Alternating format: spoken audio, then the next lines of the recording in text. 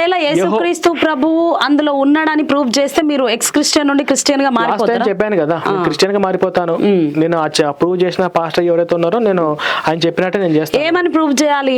యేసుక్రీస్తు ప్రభువును నేనే దేవుడిని మీకు కావాలా? స్వయంగా తనంతట తాను యేసు ప్రభు దేవుడు అని చెప్పినట్టు సందర్భం కావాలి. యేసు ప్రభు దేవుడు కాదు, ఒక దేవుడిగా పూజించడానికి యేసు ప్రభుకు అర్హత లేదు అన్నట్టుగా యేసు ప్రభు చెప్పినటువంటి ఈ 4 మత్తయి, మార్కు, యోహాను, లూకా ఈ 4 సువార్తల నుంచి నేను మీకు రిఫరెన్స్ చూపిస్తాను. ఆ రిఫరెన్స్ అందులో నుండే వాళ్ళు కూడా రిఫరెన్స్ తీసి చూపిస్తే మీరు ఈ ఎక్స్ క్రిస్టియన్ ఛానల్ తీసేయాలి.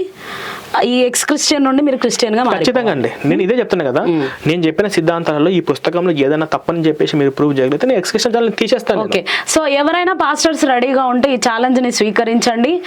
కామెంట్ చేయండి కింద, ఎవరు రావాలనుకుంటున్నారో మీ ఫోన్ నెంబర్లు కూడా తెలియపరచండి. ఎక్స్ క్రిస్టియన్ ప్రవీణ్ రెడీగా ఉన్నారు డిబేట్ కి. సో అది పెద్ద పాస్టర్స్ అయినా లేకపోతే బైబుల్ అవగాహన ఉండి మేము నిరూపించగలుగుతాం యేసుక్రీస్తు ప్రభువు రిఫరెన్సెస్ అని ఉన్న వాళ్ళు రెడీగా ఉంటే, సో వాళ్ళ సిద్ధాంతం ప్రకారం ఆయన ఇచ్చిన మాట ఈ ఇంటర్వ్యూ ద్వారా ఇది సెకండ్ టైం మాకు ఇంటర్వ్యూ ఇచ్చేటప్పుడు ఆయన అనడం. సో దీన్ని ఛాలెంజింగ్గా తీసుకున్న వాళ్ళందరూ కామెంట్ చేయండి.